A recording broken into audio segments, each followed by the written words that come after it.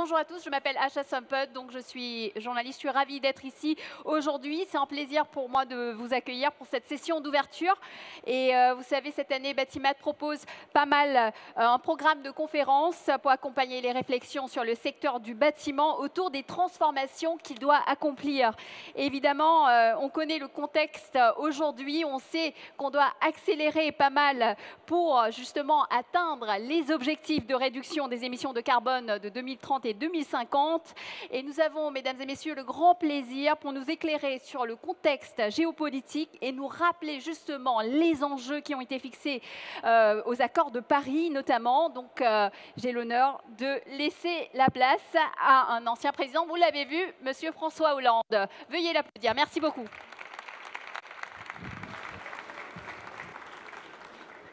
Bien, mesdames, messieurs, je suis heureux de participer de la manière la plus simple possible à ce salon Batimat. Je salue ici tous les professionnels qui, dans cette filière, font que la France peut à la fois respecter les engagements qu'elle a pris, notamment lors de l'accord de Paris, et développer la technologie, l'emploi qui sont attendus d'un secteur aussi important que celui du bâtiment. Quelques mots donc sur le contexte provoqué essentiellement par la guerre en Ukraine, mais pas seulement, par le retour aussi de l'inflation qui bouleverse, c'est vrai, le bel ordonnancement qu'on avait imaginé lors des accords de Paris de 2015, où la plupart des pays s'étaient en effet projetés dans une réduction à marche forcée des émissions de gaz à effet de serre, dans l'idée que nous pourrions, grâce à des financements nouveaux, faire la mutation, la grande mutation de nos économies. Est arrivé non seulement l'élection de Donald Trump qui a fait que les États-Unis ont pris du retard parce qu'ils se sont retirés de l'accord de Paris, puis ensuite la pandémie qui a mis le monde en suspension, et enfin maintenant la guerre en Ukraine qui provoque, on le sait, une hausse considérable du prix de toutes les énergies. Alors comment faire pour que nous puissions à la fois régler les questions de l'urgence et continuer à avoir cette perspective de réduction des émissions de gaz à effet de serre? Sur l'urgence, nous sommes devant une contradiction, puisque pour régler les problèmes de pouvoir d'achat, les États consacrent énormément de financement pour amortir les effets de la hausse du prix de toutes les énergies. C'est ce qu'on appelle le bouclier tarifaire en France, qui a déjà coûté 45 milliards, en Allemagne qui va coûter encore davantage. Dans tous les pays, il y a eu cette volonté, et on la comprend, de préserver autant qu'il était possible le pouvoir d'achat des ménages et aussi les marges de certaines entreprises. Comment faire pour que, face à une pénurie possible de gaz, nous puissions respecter nos émissions, nos engagements en termes d'émissions de CO2, alors que nous allons réouvrir des centrales au charbon, qu'il y aura l'importation de gaz GNL, autant de phénomènes qui vont forcément amplifier les émissions de CO2. Et pourtant, cet environnement qui a considérablement changé nous conduit à accélérer et à amplifier la décarbonation de nos économies. C'est ça le paradoxe, c'est que nous avons des décisions de court terme qui parfois nous ramènent à l'économie d'hier, alors que nous devons déjà préparer l'économie de demain. Et c'est tout l'enjeu du secteur que vous représentez, c'est-à-dire de pouvoir intégrer les innovations les plus remarquables, et ici il y en a beaucoup, favoriser des modes de construction différents, utiliser des matériaux qui seront beaucoup plus sobres en carbone, faire en sorte qu'il puisse y avoir des comportements différents de la part des usagers, changer aussi le mode de financement des banques, puisqu'elles doivent aussi intervenir. Donc comment, dès à présent, faire que nous puissions avoir non seulement le respect de nos engagements précédents, mais que nous puissions aller plus vite encore par rapport à l'objectif de neutralité carbone en 2050. Il y a une compétition qui est ouverte, non pas simplement pour savoir comment nous allons réduire notre énergie fossile, mais comment nous allons nous investir dans l'économie de demain. Car l'objectif n'est pas simplement de consommer moins d'énergie fossile, ça c'est l'obligation qui nous est faite, c'est de vivre différemment. Et donc c'est toute une conception de l'industrie du bâtiment qui est en cause et qui supposera bien sûr l'appui de l'État, mais la mobilisation de tous les acteurs. J'insiste aussi sur les conditions macroéconomiques de l'activité qui est la vôtre, puisque nous allons vivre, vous allez vivre à la fois une période inflationniste, ce qui a des conséquences sur les coûts de production et sur la réduction d'un certain nombre de marges pour un certain nombre d'entreprises, et aussi un ralentissement de l'activité, puisqu'il est incontestable que à la fois la montée des taux d'intérêt, la faible croissance en Chine, la réduction des échanges à l'échelle de la planète, tout cela va conduire à une diminution ou en tout cas une stagnation de l'activité.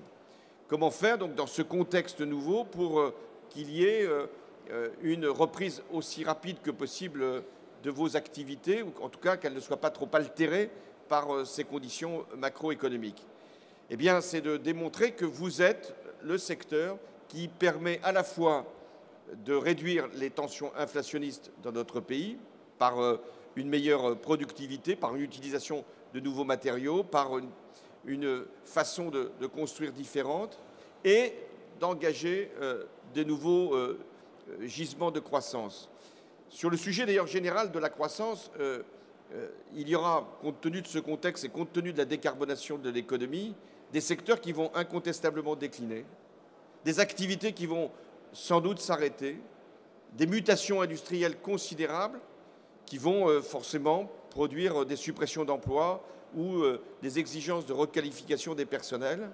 Et puis, à côté, parallèlement, il y aura des secteurs qui vont connaître une croissance encore plus rapide que celle qui était envisagée précédemment.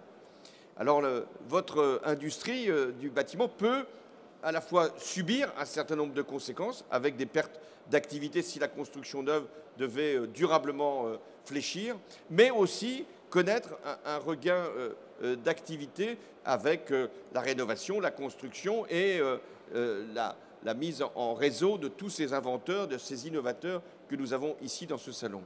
C'est un enjeu pour la France qui n'est pas simplement que de se mieux loger, c'est aussi de mieux vivre.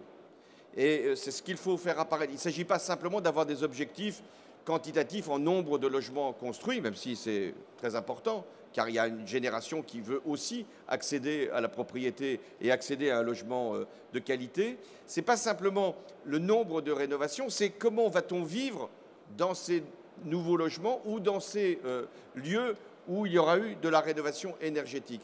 Ce qui suppose qu'on ne soit pas simplement sur des modalités de fabrication, de construction, mais sur des modes de vie. Et c'est ça que vous devez, à mon sens, faire prévaloir, de manière à ce que nous puissions, dans un moment où le pessimisme peut nous gagner, où l'inquiétude est grande, de dire que nous pouvons vivre mieux dans une économie décarbonée, mais où nous apportons des conforts nouveaux qui n'étaient pas forcément perceptibles au moment où nous avons lancé l'investissement. Ça vaut pour les propriétaires privés, ça vaut pour les bailleurs sociaux et ça vaut notamment aussi pour l'État dans les décisions qu'il a à prendre. C'est une nouvelle organisation de la vie que l'industrie du bâtiment doit promouvoir. Je suis prêt maintenant à répondre à toutes vos questions. Merci, merci Monsieur le Président. Vous avez un micro. Donc si vous avez des questions, n'hésitez pas, on sera ravis d'en prendre quelques-unes, mais en attendant, moi j'avais une question. Je voulais vous. Depuis les accords de Paris, vous êtes un des acteurs, enfin les plus importants des accords de Paris. Depuis 2015, on est en 2022, bientôt 2023. Est-ce que vous êtes satisfait de ce qui a été réalisé jusque-là en matière de sujets pour atteindre les objectifs qu'on s'est atteints des accords de Paris? Est-ce que pour vous, on en a fait assez? Alors, le micro, ça marche? S'il vous plaît.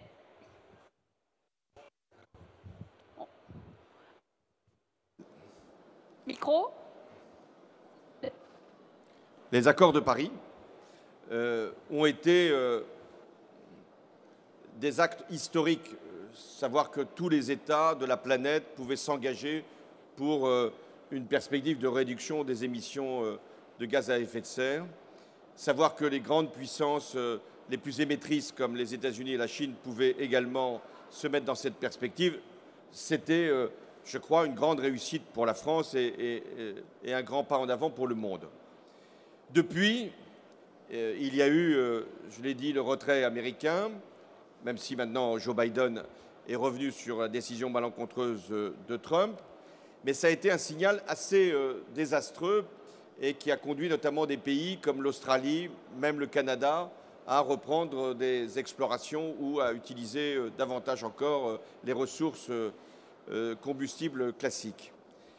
Néanmoins, même si tous les engagements n'ont pas été tenus, et notamment le fonds qui devait être créé de 100 milliards de dollars par an pour les pays en transition, il y a eu une telle prise de conscience dans les opinions que globalement les États ont plutôt respecté la marche à suivre, même si nous aurions pu espérer davantage. Parce que depuis les accords de Paris, les experts du GIEC ont démontré que même si nous respections tous les engagements qui avaient été pris à Paris, ce qui est quand même loin d'être le cas, nous serions bien au-delà, à la fin du siècle, des 2 degrés Celsius de réchauffement supplémentaire.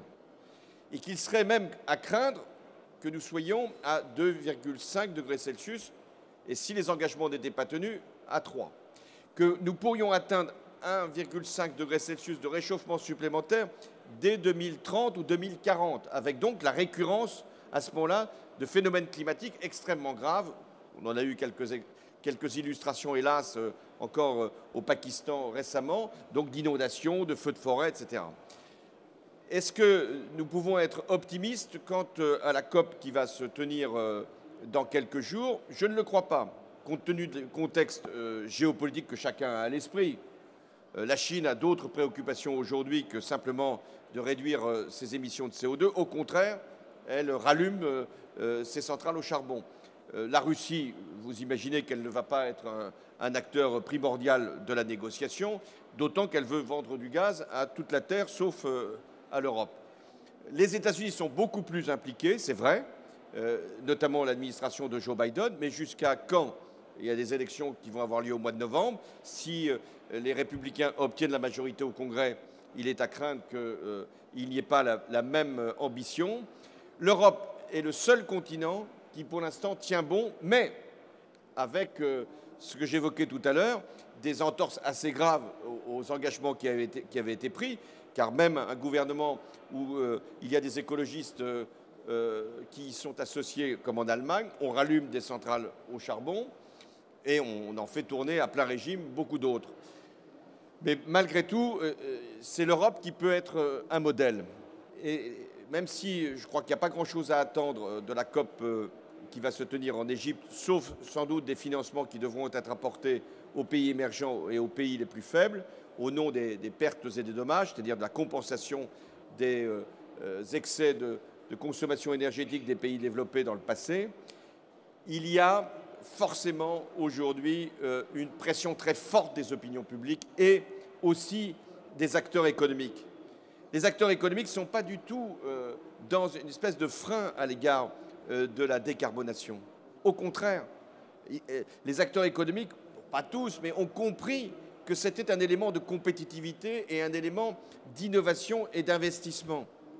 Reste à mettre en œuvre et à faciliter cette mutation, mais la pression des jeunes générations, la pression de l'opinion publique qui maintenant rencontre le réchauffement climatique, pas simplement l'été, rencontre pas simplement à travers des images qui lui sont délivrées par les télévisions, mais parce que nous avons tous des éléments de preuve de ce réchauffement climatique. À partir de là, il y a une pression sur les gouvernements, et les gouvernements devraient aller même beaucoup plus loin qu'ils ne le font aujourd'hui, compte tenu de la nouvelle situation géopolitique. Et on ne peut pas parler simplement de sobriété sans les mesures qui vont avec. Alors ces mesures, certaines doivent être de l'ordre de l'incitation, de l'autre de l'ordre de la subvention, mais il est nécessaire à un moment, et c'est jamais facile pour un État et un gouvernement, surtout quand il est soumis à élection. Il y a un moment où il faut aussi prendre des décisions qui sont jugées contraignantes, qui arrêtent un certain nombre de produits ou d'activités ou qui obligent à un certain nombre de mutations. C'est ça l'enjeu, c'est-à-dire qu'on ne pourra pas faire cette transition, cette mutation de manière indolore. Et si ça doit être effectivement coûteux dans les changements de mode de vie, il faut accompagner par des politiques sociales nouvelles aussi, de redistribution, de partage, de manière à ce que ce soit accepté consensuellement et que ce ne soit pas un sujet de conflit supplémentaire comme on a connu ici en France il y a quelques années. Donc voilà, je crois qu'il n'y a rien qui nous convainc d'être optimiste sur ce qui va se passer dans les COP qui vont arriver. Là, en ce moment, il va y avoir une COP qui se tient en République démocratique du Congo, une pré-COP, où la demande va être très simple de la part des Africains, aidez-nous. Aidez-nous parce que c'est nous qui subissons les conséquences du désordre climatique que vous avez créé. Oui.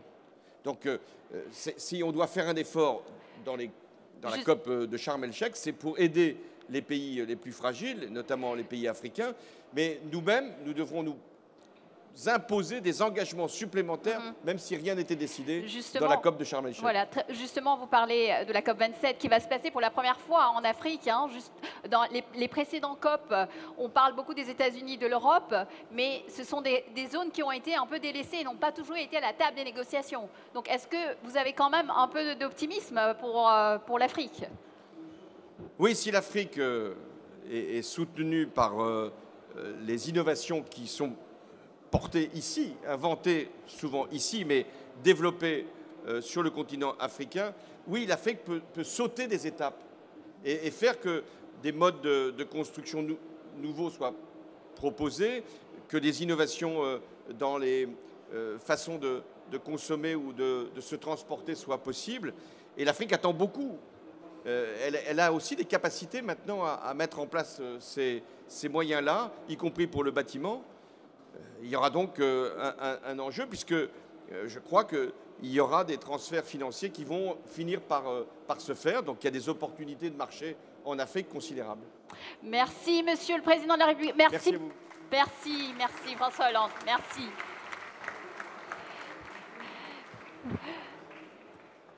Voilà, donc nous allons enchaîner. Donc du coup, on va continuer à parler du secteur de la construction et du bâtiment. Vous le savez, est stratégique. Et pour réussir cette transition écologique et la décarbonation de l'économie, nous allons voir quels sont les défis auxquels il faut faire face et quels sont nos leviers d'action.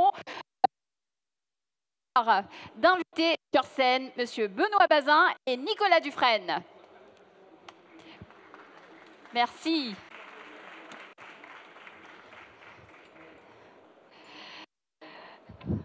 Bienvenue à tous les deux. Donc, vous avez un micro et j'espère que le micro marche. Donc, juste petite présentation. Donc, Benoît Bazin, vous êtes le directeur général du groupe Saint-Gobain et président du comité stratégique de la filière industrie pour la construction.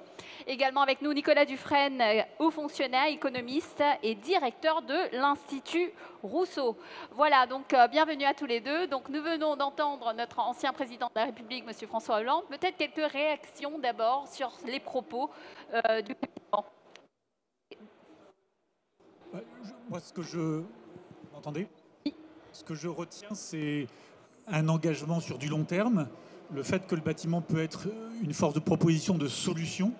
Donc ça, c'est très important parce qu'on parle beaucoup du problème aujourd'hui, on parle beaucoup de l'énergie, des problèmes d'énergie, mais on ne parle pas assez de la construction, il en a beaucoup parlé, et que la construction peut être une solution pour la décarbonation, mais aussi une solution, et c'est important, pour le bien vivre ensemble, pour le confort. Ce n'est pas uniquement pour économiser du CO2 et économiser de l'énergie, c'est aussi pour le pouvoir d'achat des ménages, c'est aussi pour le confort de l'habitat. C'est vrai dans les bâtiments publics. Il a indiqué que le gouvernement, l'État, les collectivités devaient être exemplaires.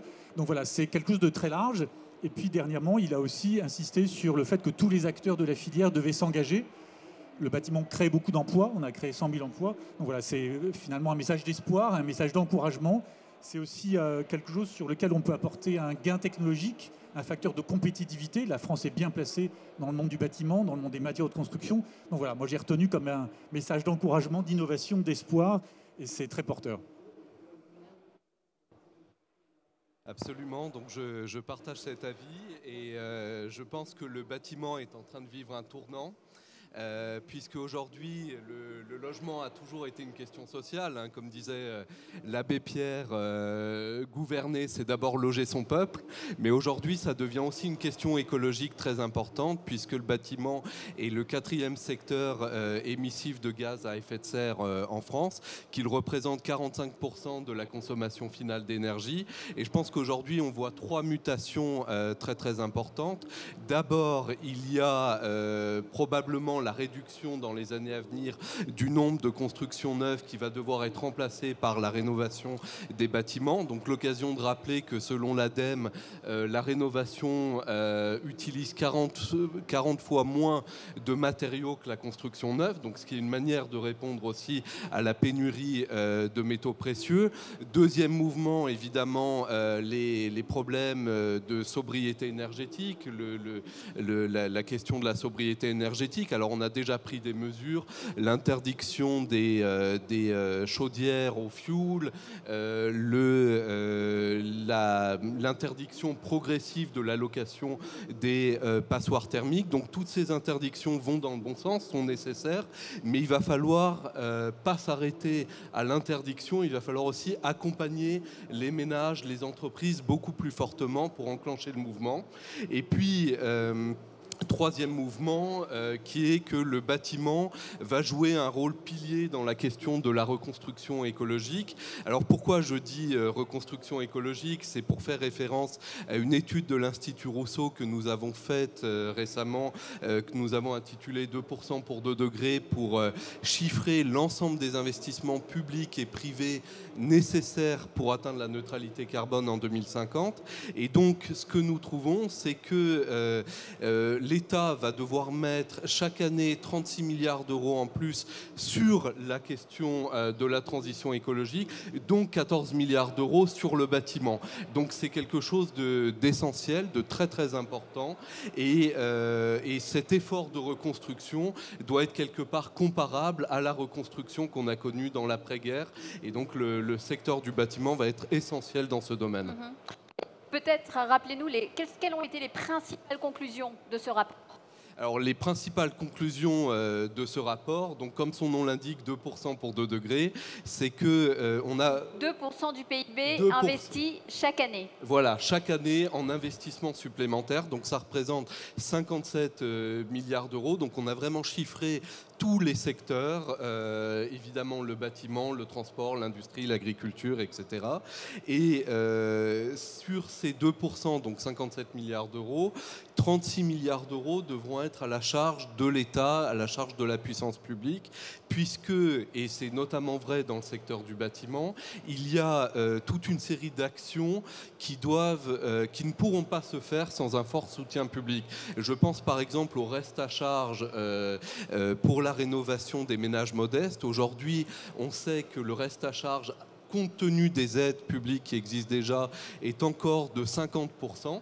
Pour les ménages modestes, les 5 premiers déciles de l'INSEE, et de 80% pour les ménages plus aisés. Donc ça ne suffit pas, si vous voulez, pour enclencher la rénovation globale de ces bâtiments que l'on souhaite obtenir. Donc il faut aller beaucoup plus loin dans le soutien public. Il faut enclencher un rythme de rénovation qui va nous conduire à faire pas loin de 955 000 rénovations chaque année pour atteindre le niveau BBC, et tout ça ne peut pas se faire sans un fort soutien public. Donc on a estimé à 14 milliards d'euros en plus, c'est-à-dire qu'il faut passer hors CE, je laisse la question des CE de côté, mais qu'il faut passer à peu près de 4 milliards d'euros de soutien public à quelque chose de l'ordre de 18 milliards d'euros de soutien public. C'est la conclusion du rapport qu'on a fait donc avec une 50aine d'experts de l'Institut Rousseau. Peut-être une réaction. Alors une réaction, moi je suis tout à fait en ligne avec ces chiffres. On regarde les dépenses en Europe, c'est 250 milliards d'euros de coûts énergétiques supplémentaires pour les ménages. L'Europe dépense 1,5 point du PIB en bouclier tarifaire, c'est 45 milliards pour la France. Ma prime Rénov', c'est 2,5 milliards. Ça veut dire qu'on dépense 5% en investissement et le reste passe par la fenêtre en termes de déperdition. Donc il faut complètement changer d'ordre de grandeur, il faut accélérer fortement sur les montants de rénovation en nombre, il faut basculer sur la rénovation globale. On voit qu'il faut plusieurs gestes de rénovation. Il faut d'abord bien travailler le bâti. Mettre une pompe à chaleur dans un bâtiment mal isolé, c'est comme mettre la climatisation dans votre voiture, les fenêtres ouvertes. Donc il faut beaucoup plus de rénovation globale, il faut plus de rénovation en nombre, il faut naturellement que les bâtiments publics soient exemplaires. Et comme l'a rappelé le président Hollande, on voit un lien très fort entre la qualité de vie au travail. Je prends un exemple des écoles. On a une corrélation, on a fait des études aux Pays-Bas par exemple, entre l'acoustique d'une salle de classe et l'absentéisme des professeurs. On a une corrélation en France, dans l'hôpital, entre la lumière visuelle dans une chambre d'hôpital et la durée d'hospitalisation, sans parler du bien-être des soignants à l'hôpital pour éviter qu'ils démissionnent à hauteur de 40%. Donc il y a une corrélation très forte et il faut passer dans une logique d'investissement. Donc plus de moyens publics pour accompagner, des normes avec de la prévisibilité. Le diagnostic de performance énergétique, c'est très bien. La REP qui fait monter en puissance l'économie circulaire, c'est bien. L'économie circulaire, c'est important. Saint-Gobain recycle 55% de matériaux pour sa fabrication de laine de verre en France. Donc il faut des normes prévisibles et stables dans le temps. Il faut plus de moyens pour accompagner, y compris dans le reste à charge. Et puis il faut que les bâtiments publics, écoles, crèches, gymnases, mairies, hôpitaux, universités soient exemplaires. Moi, quand je lis dans les journaux que l'université de Strasbourg va fermer ses portes à Noël pendant 3 semaines, que par ailleurs les étudiants logent dans la tente parce qu'il n'y a pas de logement à Strasbourg, on est en 2022, c'est la capitale de l'Europe. Donc il y a vraiment un besoin d'accélérer considérablement et c'est bien pour le bien-être ensemble, pour le bien vivre ensemble de nos sociétés. C'est un facteur de compétitivité du pays, c'est un facteur d'attractivité. On le voit dans les talents qu'on embauche chez Saint-Gobain. Quand le maire de Stockholm décide d'être neutre en carbone en 2030, ça rend la ville de Stockholm attractive. Donc il faut basculer dans cette logique très positive de solutions et engager toute une filière du bâtiment qui est très compétente. Un micro, je vais essayer. Benoît, le groupe Saint-Gobain, on le sait, est fortement engagé dans la recherche de solutions. Justement, j'ai eu l'occasion moi-même de découvrir un petit peu ce que vous faites. Peut-être pouvez-vous rappeler tout ce que vous faites justement dans cette recherche de solutions innovantes pour réduire de manière pérenne l'empreinte carbone et votre impact environnemental? Notre stratégie, c'est d'être leader mondial de la construction durable. Alors il faut naturellement minimiser notre propre empreinte industrielle. On a baissé de 23% nos émissions de CO2 depuis 2017 jusqu'en 2021 et c'est même moins 50% quand on le rapporte à l'euro de profit généré par Saint-Gobain. Et puis par ailleurs, maximiser l'impact de nos solutions. Donc ce sont des solutions pour l'efficacité énergétique. Quand on rénove une maison individuelle en France, on peut mettre une trentaine de produits de Saint-Gobain et on peut diviser par 5 ou 6 la facture énergétique du ménage. Sans parler du fait que ça revalorise le patrimoine puisqu'on va passer d'un DPE D ou E à un DPE B ou C par exemple. Donc c'est le confort énergétique, c'est aussi des solutions acoustiques, je l'évoquais à l'instant, c'est de la productivité au travail avec du confort visuel. Donc c'est tout un ensemble de solutions qu'on apporte sur des cas d'usage partout dans le monde, dans 76 pays. Et nous avons à peu près 3/4 de notre chiffre d'affaires qui apporte des solutions pour la sustainability, pour la planète, et également pour le confort des habitants. On a fait quelques premières mondiales, c'est notre Race to the Moon à nous. On a fait pendant 6 jours au mois de mai la première production zéro carbone au monde de verre plat. Et on vient de lancer en France, et vous allez le voir sur notre stand à Batimat, la première offre bas carbone de vitrage. C'est moins 40% de CO2 dans le vitrage, et donc ça permet de faire des bâtiments bas carbone. Pour l'instant, c'est des applications dans les bâtiments publics ou le non résidentiel, mais ça va venir petit à petit dans le résidentiel. Donc voilà un exemple de quelques solutions et ça mobilise toute l'énergie, l'innovation, le savoir-faire de Saint-Gobain. Benoît, Nicolas, peut-être vous voulez réagir un peu sur les propos de Benoît Bazin. Justement, on a besoin des acteurs dans ce secteur qui prennent un peu les taureaux par les cornes. Parce que justement, on parlait de manque quelquefois de synergie entre le public et le privé, mais finalement, vous travaillez au quotidien. Vous pouvez peut-être nous... Oui, absolument. Je pense que ce qui est essentiel de retenir, c'est qu'en fait, la rénovation, l'effort industriel industrielle de rénovation qu'on doit conduire, ça peut être l'occasion véritablement d'un partenariat public-privé et c'est bénéfique pour tout le monde, pour les ménages qui vont pouvoir économiser sur leurs factures d'énergie et sur les frais de santé, puisque aujourd'hui les problèmes de santé liés à la mauvaise isolation du bâti, ça représente un coût de près de 700 millions d'euros par an. C'est bénéfique évidemment pour les entreprises qui vont jouer un rôle très important, qui vont avoir des commandes, qui vont avoir de nouveaux chantiers et qui vont nous permettre finalement de réinventer notre manière d'habiter le monde. Et puis, c'est bénéfique évidemment pour l'État. François Hollande l'a rappelé, on met des sommes très importantes dans le chèque énergie, dans le bouclier tarifaire. Et donc, nous, pour ce qu'on pense à l'Institut Rousseau, c'est que pour organiser cet effort, il faut vraiment aujourd'hui plaider pour une loi pluriannuelle de financement de la transition qui permette de donner une visibilité politique. C'était une recommandation d'ailleurs du rapport de Madame la députée Marjolaine Meunier-Millefert. Il faut vraiment organiser ça sur le temps long pour donner de la visibilité aux acteurs et permettre d'enclencher cet effort positif pour tout le monde. Voilà, donc je pense que peut-être un dernier élément un peu, disons, un peu polémique, c'est qu'aujourd'hui, on s'engage au niveau des finances publiques dans une trajectoire qui devrait nous ramener à 3% du déficit en 2027. Je pense que c'est difficilement compatible avec l'effort massif d'innovation qu'il faut conduire, d'investissement qu'il faut conduire. Et donc, je pense que si on veut véritablement parvenir à une rénovation des bâtiments massive, il faut aussi peut-être rénover notre manière de penser les finances publiques aujourd'hui. Benoît ? Oui, un point qui est très important, c'est que moi je préside également le contrat stratégique de filière industrie de la construction, qui a créé plus de 100 000 emplois sur les 12 derniers mois. Donc ce sont des emplois locaux, c'est des emplois qui sont modernes. On mesure maintenant le CO2 par mètre carré. On a des maquettes numériques dans le bâtiment. On travaille en partenariat avec les acteurs de la filière, la CAPEB, la FFB, les architectes, les bailleurs sociaux. Je crois qu'encore une fois, le message très positif, c'est que la solution existe dans le bâtiment pour décarboner, pour améliorer l'énergie, pour améliorer le bien-être du vivre ensemble. La difficulté, c'est parfois d'agréger tous les acteurs de la filière. On est en train d'y travailler de façon très fédérale, tous ensemble. Et ça, c'est un message très positif avec les architectes et avec toute la filière du bâtiment. C'est ça notre enjeu. Mais on a vu que, j'allais dire, au pied du mur, on voit le maçon. On est en train d'accélérer à toute vitesse sur ces efforts collectifs qui vont nous emmener dans les 10 prochaines années vers un nouveau bâtiment en France et une vraie décarbonation. Et vous parliez tous les deux d'ailleurs d'énergie, de la rénovation énergétique des bâtiments. On le sait que c'est un levier important pour atteindre nos objectifs, en tout cas en matière d'environnement. C'est aussi un enjeu sociétal, on le sait. Il y a encore aujourd'hui, malheureusement, la précarité énergétique, c'est un vrai sujet. Des millions de foyers, ici même en France. Quelles sont les priorités, selon vous, pour justement arriver à un modèle qui soit juste ?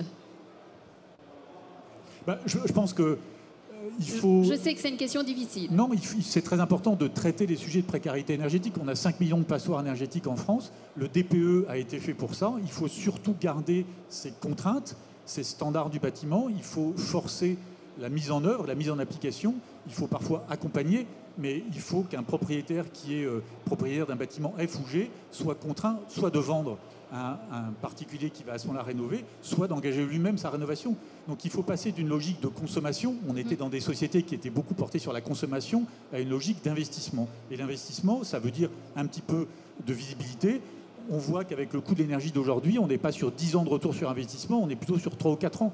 Donc forçons, aidons, accompagnons tous les acteurs de la filière pour passer dans cette logique d'investissement avec un fléchage qui n'est pas facile à trouver, le président Hollande l'a rappelé, mais un fléchage qui aide les bailleurs sociaux, qui aident notamment les passoires thermiques à s'améliorer rapidement, comme il faut traiter d'ailleurs les bâtiments publics. Une mauvaise école, un enfant apprendra mal. Les maires ont un rôle très très important à jouer pour massifier la rénovation énergétique, pour décider de faire un écoquartier et pour gagner des effets d'échelle. Donc il y a des solutions techniques pour gagner en productivité et en coût. Il faut les mettre en œuvre en les fléchant sur les endroits où c'est le plus urgent. Nicolas ? Oui, je suis tout à fait d'accord avec ce qui vient d'être dit. Et puis, comme je le disais tout à l'heure, je pense qu'il y a un enjeu vraiment majeur à faire en sorte que le reste à charge pour les ménages modestes, si on rentre un peu dans le détail, le coût d'une rénovation globale, c'est entre 30 000 et 60 000 euros. Si vous avez un reste à charge de 50%, 30 000 euros, un ménage modeste ne peut pas les mettre. Donc, il a besoin véritablement d'un accompagnement de l'État. C'est pour ça que... de l'État et du privé, peut-être, de ensemble. l'État et du privé, bien sûr, mais je pense, enfin ça, je laisse Benoît Bazin répondre sur ce sujet, mais je pense que c'est plus difficile peut-être pour une entreprise privée de venir apporter des subventions qui déclenchent véritablement le geste de rénovation, le geste global de rénovation. Et je pense aussi peut-être qu'à un moment, il va falloir aller plus loin en termes d'obligations. Peut-être qu'à un moment, l'obligation de rénover va être nécessaire si on veut atteindre le quota finalement de rénovation. Mais pour ça, ça nécessite forcément un accompagnement financier très très important, parce qu'on ne peut pas avoir une obligation à rénover si on n'a pas pour les ménages les plus moyens fragiles, c'est impossible. Mais par exemple, un sujet, moi je l'évoquais avec le président Hollande juste avant son intervention, le financement par les banques. Aujourd'hui, il n'y a pas de crédit hypothécaire en France. On raisonne en termes de risque sur l'emprunteur en fonction de son âge, de son état de santé et de son emploi. On ne raisonne pas en fonction de la qualité du bâti sur lequel on a fait un prêt immobilier. Donc finalement, que le bâtiment soit G ou A, on s'en moque. Alors que, ça devrait évidemment améliorer la capacité de l'emprunteur à rembourser son prêt, parce que son pouvoir d'achat sera d'autant meilleur qu'il ne dépense pas le tiers de son salaire dans la facture énergétique.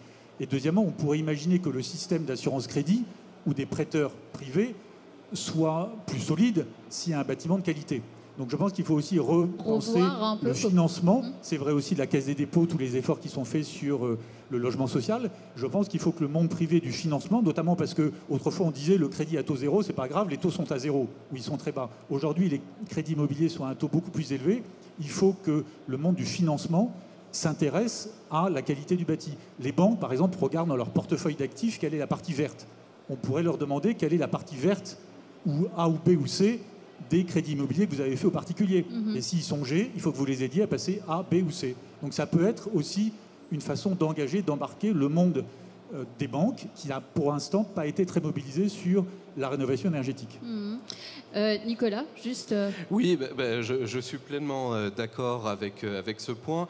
Il y a aujourd'hui ce qu'on appelle les sociétés de tiers financement qui essayent de combler ce manque d'engagement, enfin en tout cas cette difficulté qu'ont les acteurs bancaires à accompagner des prêts longs de rénovation. Mais les sociétés de tiers financement font aussi face à des difficultés parfois de capitalisation, d'engagement. Et je pense qu'il faudrait largement les soutenir, notamment en recourant à des outils innovants, que ce soit les banques publiques d'investissement, la Banque européenne d'investissement, qui ont des programmes pour soutenir les STF. Peut-être qu'il faut renforcer ces programmes-là. Et puis nous, donc je fais référence à une campagne que l'Institut Rousseau, Négawatt et plusieurs associations ont enclenchée il y a quelques jours, qui s'appelle la campagne Unlock, où on a écrit au gouverneur de la Banque centrale, donc Monsieur Villeroy de Galhau, et à la BCE plus largement, pour que justement la BCE assure un refinancement à 0% des banques qui s'engageraient à accorder des prêts pour la rénovation énergétique globale. Il faut aujourd'hui en passer par des taux d'intérêt différenciés, parce que si la rénovation est sacrifié sur l'autel de la hausse des taux d'intérêt, ça va être extrêmement dommage pour la société. Si on veut accélérer, on ne peut plus se permettre ça. Il faut qu'on évolue dans la manière qu'on finance. Absolument. C'est ce que vous disiez, Benoît. Oui, puis alors le dernier message qui est très porteur d'avenir, je trouve, c'est on arrive à embaucher beaucoup de jeunes. Nous, chez Saint-Gobain, on a embauché 7000 personnes cette année, dont la moitié de moins de 26 ans. Et on voit que les fédérations d'artisans, la FFB, embauchent. Donc ce sont, encore une fois, des emplois qualifiés qui permettent de vivre très correctement, qui donnent beaucoup de sens. La raison d'être de Saint-Gobain, c'est « Making the world a better home ». Mais on voit qu'il y a beaucoup des artisans qui sont fiers de montrer la rénovation d'une école, la rénovation d'un bâtiment à leur famille. Et donc, bienvenue dans le monde du bâtiment. C'est un monde qui bouge, qui donne du sens à la planète, qui est attractif, qui est moderne, qui est digital. Et donc, on est très heureux, très fiers aussi de l'impact positif nous, on mesure l'impact de nos solutions chez Saint-Gobain, de l'impact positif qu'on peut avoir pour le bien-être des gens, pour la qualité d'une école, pour le bien vivre ensemble et pour l'impact pour la planète. Donc voilà, c'est attractif le bâtiment, venez, rejoignez-nous. C'est un métier moderne, innovant, qui avance vite. Bah écoutez, je pense que le message est passé. Merci Benoît Bazin, merci Nicolas Dufresne, je vous remercie tous les deux. Donc ça introduit bien les défis du secteur et nous allons marquer une courte pause et on se retrouve après pour la suite des débats. Merci beaucoup.